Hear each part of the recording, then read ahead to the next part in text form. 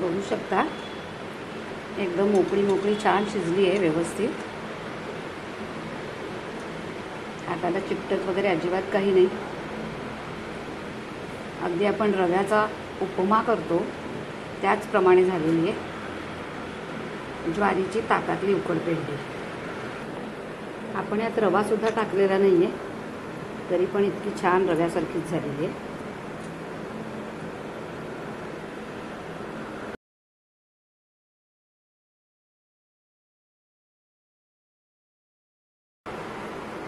पोटभरीचा नाश्ता आणि डायबिटीजवाल्यांसाठी अतिशय उत्तम. बघू शकता अतिशय अप्रतिम झालेली आहे चवीला सुद्धा आणि बघायला सुद्धा ज्वारीची उकडपेंडी.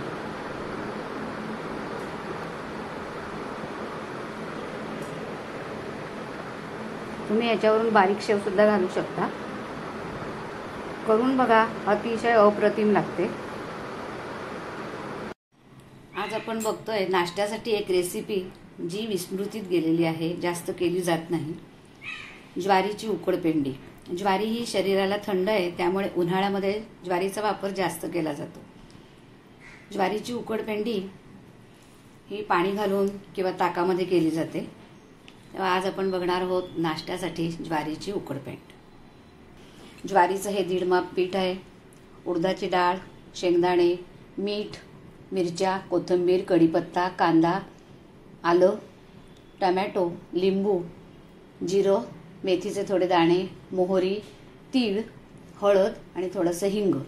तुम्ही टमॅटो घालू शकता किंवा मग ताक घालू शकता. तर आता आपण करूया ज्वारीची उकडपेंडी. पौष्टिक, खमंग, झटपट होणारी, टेस्टी असा हेल्दी ब्रेकफास्ट.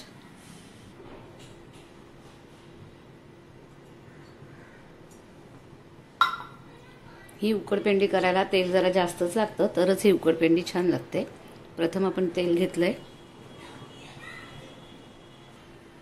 या तेलात आपण प्रथम हे शेंगदाणे तळून घेऊया. छान असे कुरकुरीत तळलेले हे शेंगदाणे नंतर आपण उकडपेंडी झाल्यावरती त्याच्यावर टाकून घेणार आहेत. असे कुरकुरीत शेंगदाणे उकडपेंडीवर खायला छान लागतात.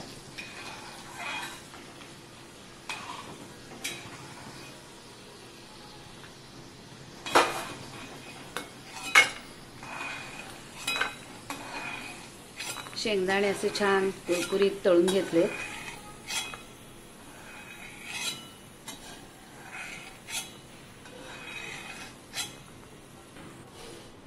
मोहरी छान फुटली आहे. आता हिरवी मिरचीचे मी तुकडेच घालणार आहे कारण बारीक वाटल्यानंतर ते काही वेळा तिखट झाली तर लहान मुलांना काढता येत नाही. मिरची टाकल्यामुळे ती काढून खाता येतं त्यामुळे मी हिरवी मिरची अशीच टाकली आहे तुकडे करून. उडदाची डाळ आहे.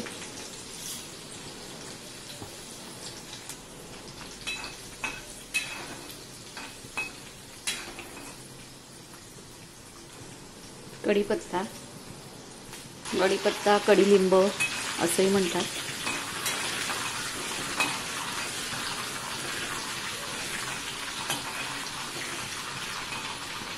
मेथीचे दाणे आणि जिरं,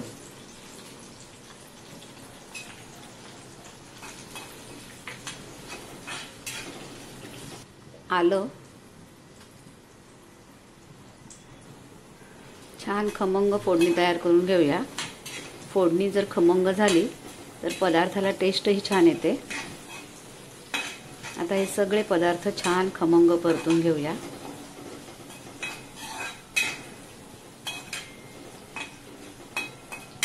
उडदाची डाळ ही अगदी छान लागते. थोडासा हिंग,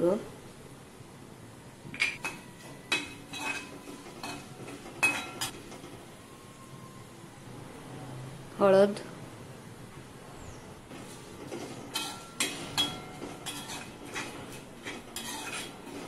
मस्त खमंग वास सुटलाय. आता कांदा,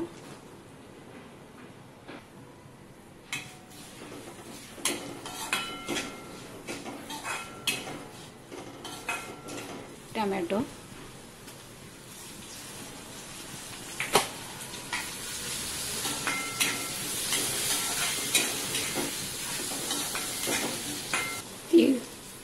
तीळ,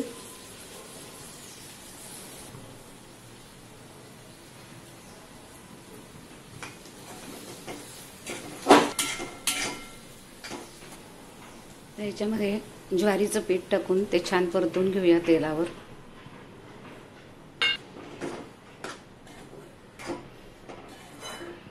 हे ज्वारीचं पीठ आता आपण 10 मिनिटं भाजून घेऊया खमंग.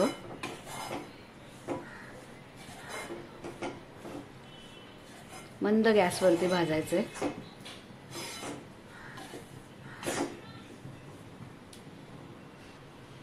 पीठ छान भाजून झालंय, मस्त वास सुटलाय.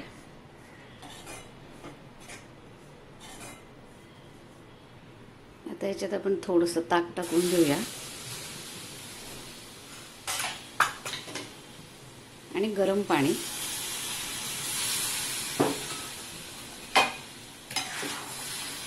छान आपण मिक्स करून घेऊया.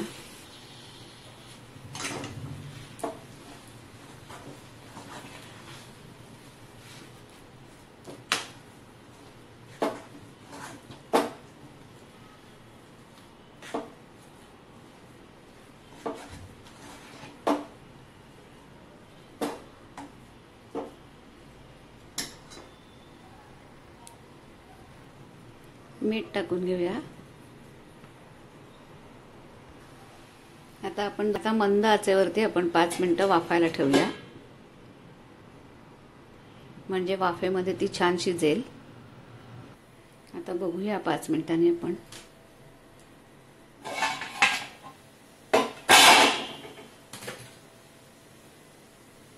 छान वाफेमध्ये उकडपेंडी छान शिजली आहे.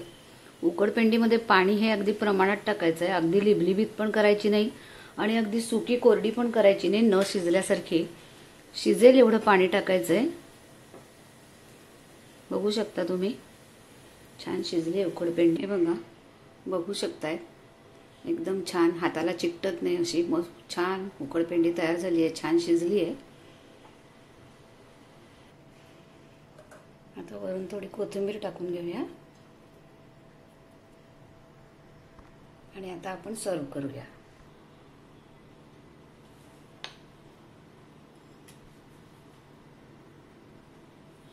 आता ह्याच्यावर आपण वरून हे तळून घेतलेले शेंगदाणे टाकून घेऊया. ते छान लागतात आता खाली कुरकुरीत. वरून हा थोडासा कच्चा कांदा, तोही छान लागतो.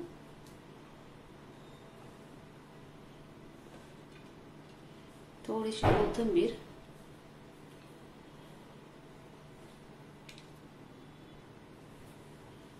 किसून घेतलेलं सुकं खोबरं किंवा नारळाचा हा चव,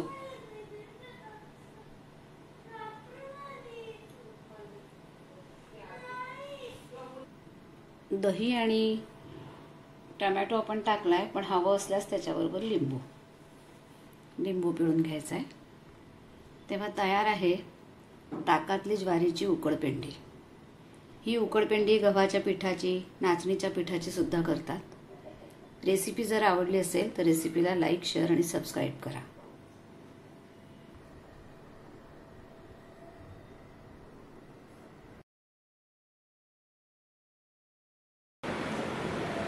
बघू शकता, एकदम मोकळी छान शिजली आहे व्यवस्थित.